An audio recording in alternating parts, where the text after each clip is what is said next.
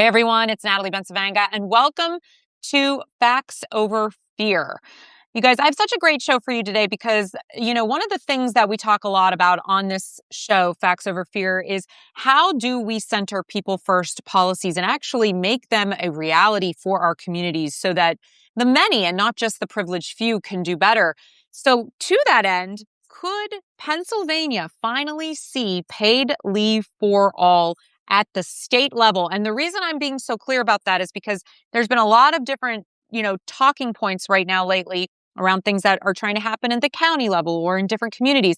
But we're talking about something at the state level. Last week, a proposal to establish paid family and medical leave for Pennsylvania workers was approved by the state Senate Labor and Industry Committee with critical bipartisan support, making it one step closer to passing in the Senate. This is from Pennsylvania Capital Star. Now, should the measure pass, Pennsylvania would join 14 other states as well as Washington, D.C. in creating a mandatory state-administered leave program. So here to share more on the proposal and to discuss what it actually means for the future of Pennsylvanians is Dan O'Brien. He is the policy director at Children First and the co-chair of the Pennsylvania Family Care Coalition. Dan, it's great to see you again. Thanks so much for being here. No, thank you for having me. Excited to talk about a critical issue at a critical time for it. So I appreciate the time.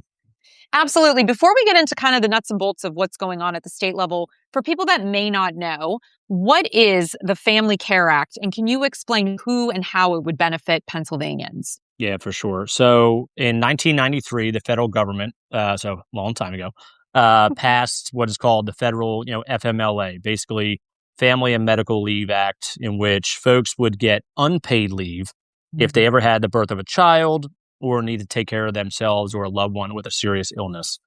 In that time, it really actually excluded a lot of workers across America who did not actually, work for larger companies. And so if you worked even for a smaller company with less than 50 employees, you're not even guaranteed unpaid leave for any of those reasons. And so states beginning in 2009 when California did it, even before 2009, California did it about 21 years ago. They passed their own state paid leave program. And then since that time, 2009, New Jersey passed their own. And as you mentioned, 14 other states, including DC, have now created, or at least passed in the last month, their own statewide programs where if you are a worker in those states, you have a birth of a child, a serious illness such as cancer, or a loved one does, and many other reasons, then you will have access to paid family and medical leave. And so all of those states really have created statewide insurance programs where workers will pay a little bit of money into an account, kind of like unemployment insurance. And anytime you need it, you would get a percentage of your wages back. And the Family Care Act is the proposal to create that program in Pennsylvania. Virginia did this just 2 months ago, where Governor Spanberger ran on it and passed it when the Democrats took control of the legislature down there. The difference in Pennsylvania is we have always been a bipartisan led initiative since 2019 when this bill was first introduced. We've always had a Democrat and Republican in both the House and Senate, no matter who was in control, leading these efforts. And so it's been a long time. A lot of organizations across the state have led this effort with great legislative champions, and we're kind of on the brink of possibly something special happening if the political will is there over the next week as leadership in both the House and Senate and the governor's office decide on state priorities over the next week. So can you dig into that a little bit? Because this, to me, feels like kind of a big priority when you say the will.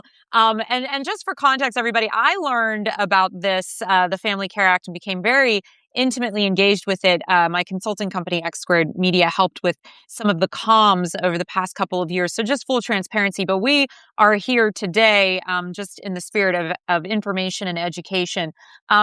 Dan, I got so into this issue when we were working together because I saw the level of dedication that you and your organization had and so many others in the state. Can you talk about why there are so many players that want to see this cross the finish line? I mean, when you talk about a coalition, the Family Care Coalition is like a few hundred members. I mean, this is no small thing.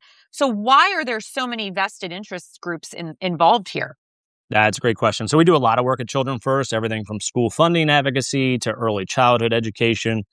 And the Family Care Coalition is one of those where, because it touches so many people, whether you are having a new baby or you're someone living with a disability or you are taking care of an older parent. So you have everybody from American Cancer Society to AARP to Maternity Care Coalition and others who are involved in this. And that's because every single Pennsylvanian will at some time, even if you don't have a child, will have to deal with sickness yourself or that of a loved one. And so that is why 81% of Pennsylvania voters, no matter what their party, want Harrisburg to do this. That is why there is a growing support among conservative lawmakers. Why 2/3 of Republican voters want this. That's why Virginia became the first Southern state to pass this. And really, we have created a movement in Pennsylvania where we can become the first bipartisan state to do this, and it's getting a lot of national attention. For folks who have a lot of national ambition, that's something that they should take, close, careful watch on. And that's because this could really set the groundwork for, a national movement and more red states and other purple states to get this done too. So it's been a lot of work. A lot of our partners have been working on this for a long time. And we always describe this, we're kind of relentless. We don't stop, and we're not going to stop. Even though it passed out of the House, we're not done. Even though it passed out of the Senate committee, we're not done really until we're celebrating the 4 million workers in PA that don't have this are able to access it. And relentless is the word, you guys, because I've seen it firsthand. You guys have not let your foot off the gas, and it's so impressive to see the level of commitment and care for one another. I want to debunk a few myths here. So you had mentioned a little bit ago about how this impacts workers. Can you talk about why small businesses would not be on the hook for the costs? I know you had mentioned it, but just to be really clear, because this is different from some of the other proposals that you might have heard about that are floating around in different committees or at the county level or whatever. Can you talk about what sets this apart from those in more depth, and why this is really an economic issue, why we could end up losing workers to other states if we don't pass this? This is good for Pennsylvania's economy. Yeah, we already are. We already are losing workers, and especially young families and the older generation. They're moving out of PA because there's not a lot of supports when it comes to young families. We talk about access to childcare, affordability. Really, it's paid leave before that. And so the way that this would work, there's two versions on the bill. We have a House version, which passed out in March, and a Senate version. They're basically right now, small businesses are being crushed because we don't have a statewide program. When you talk to small businesses in other states that now do, they say this was that last thing that they couldn't give their employees on their own. They needed a statewide program to guarantee it because all the big companies already can afford to do it. And what has happened is if you work for a small company, you're less likely to have it. And so you get the big businesses like big pharma and larger companies like Comcast, they're giving it. And they know how beneficial it is and keeps them competitive. Where small businesses, you'll get a lot of, what ends up happening is anytime there's a new rule, a statewide rule, small businesses will get worried. And I get it because, a lot of them are running on small margins, and that's important for them to keep a close eye on. What we now have is over 20 years of evidence this actually benefits them more so than the large companies who already do it. And especially in rural areas who are less likely to have it, where you have to actually travel an hour and a half to go to a medical appointment. And so because Harrisburg has not acted, really the main reason why they have not is because the business lobbying, powers that be in Harrisburg have stopped this. And what they're not doing is actually protecting small businesses across Pennsylvania. They're saying they are. They're doing the opposite. And that's really the only reason why we don't have paid leave already. And if they don't pass it over the next 10 days, that's the only reason why that we don't have paid leave moving forward as well, is that because big business lobbyists have stopped it and are actually not supporting small businesses that they say they are supporting. Can we talk a little bit about the independent contractor and how this would impact them? Because so many of us, myself included, are self-employed or business owners. Would they be able to be a part of the paid leave for all structure? Yes. And so that's a key component of the Family Care Act. A lot of states, when they passed it initially, they were not. And as the economy has evolved over time, that has been added on into a lot of programs, including this would be involved in the Family Care Act in Pennsylvania. Pennsylvania, as everybody knows on this call, I would not say that anybody thinks PA is an innovative economy. We are usually about 15 years behind even our neighbors, which is sad. I live very close to New Jersey. I don't like giving them credit. They have too many shopping centers, but in reality, we're well behind them. They're supporting their families a lot more, and they're much more innovative when it comes to supporting entrepreneurs and independent contractors. And so, Etsy, the company Etsy, their Mhm. corporation, along with a lot of their small business owners, they've come to Harrisburg. They have helped educate lawmakers on both sides of the aisles for us. And that is a key component because, as you know yourself, Yeah. there is a growing number of folks who are independent contractors. And guess what? There's going to be an increasing number of independent contractors in PA. And so if we don't protect them in this, then we will just continue to stay behind and really not setting it up for success in entrepreneurship in Pennsylvania. So now that we did a little recap, and thank you for all of those Mhm. important updates and facts, let's talk about what this actually means in terms of. Sorry, I'm looking at my notes here. Mhm. Being approved by the state Senate Labor and Industry Committee. What does that mean? What happens now, and how can Pennsylvanians get in the game and help get this across the finish line? Yeah. So the House passed a version of their bill in March of 26 this year, just a couple Mhm. months ago, which was the first time we've ever had a floor vote in either chamber. So it was a huge win and a big fight to do so.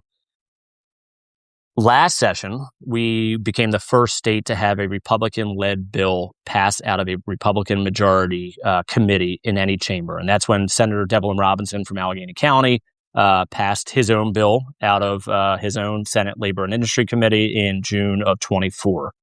We did not get it over the finish line at that point. And so this June, we became not only the first state to pass a Republican-led bill out of a committee, we did it twice. And so we have a one version in the House that has passed the House completely and has Mhm. been over to sent over to the Senate.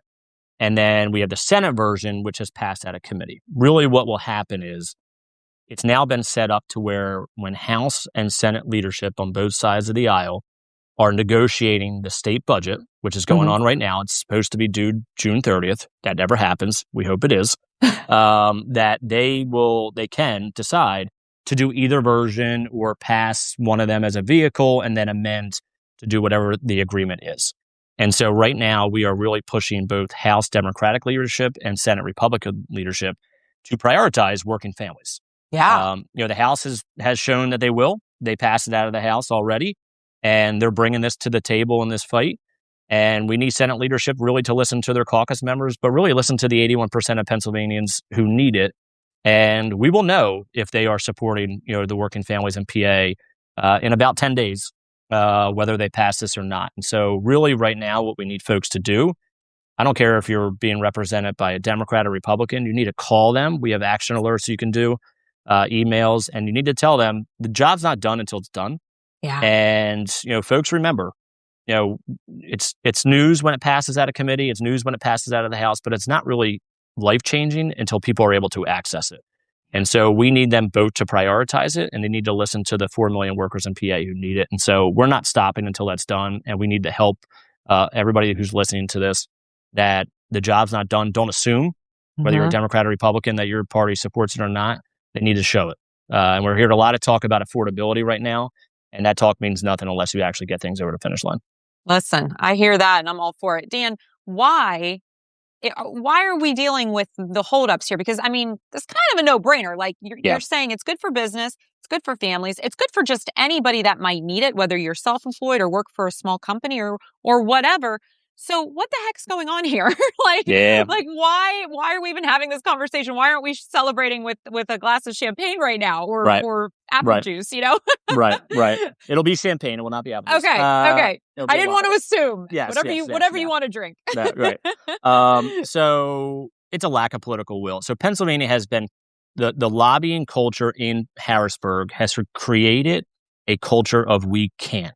You Mm. go into all these offices, whether it's Mm. Democrat, Republican, whoever, and the first question they usually have or statement is related to why we can't do something big. Wow. And really, they do it when they can't do even something small. And so for something this large that would impact so many Pennsylvanians, they're scared Yeah. because they know they haven't done something big in a long time.